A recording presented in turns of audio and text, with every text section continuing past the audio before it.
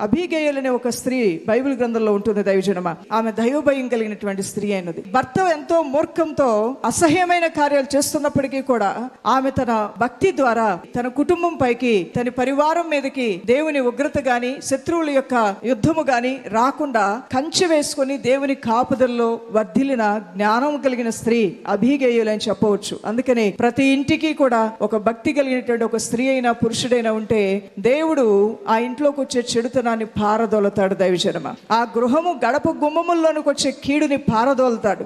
ఏ దుష్టుడైతే గలిబిలి పుట్టించాలని, అవమానపరచాలని, ప్రవేశించాలని ప్రయత్నం చేస్తాడో వాని క్రియలన్నీ కూడా దేవుడు లయపరచడం ప్రారంభిస్తాడు. అబీగయల్ యొక్క భర్తలో ఎంతో మూఢత్వము, కృతజ్ఞత లేనటువంటి జీవితం ఉన్నప్పటికీ కూడా ఆమె తన భర్తని మైలాడ్ అంటుంది. అదే భక్తి కలిగిన స్త్రీ చేసే కార్యం. ఒక భర్తకు ఇవ్వవలసిన గౌరవంలో ఏమాత్రమూ తగ్గించకుండా తన కుటుంబంలో ఉన్న స్థితిగతులు మార్చే దేవుణ్ణి ఆధారం చేసుకున్నది. దేవునికే మహిమ కలుగును.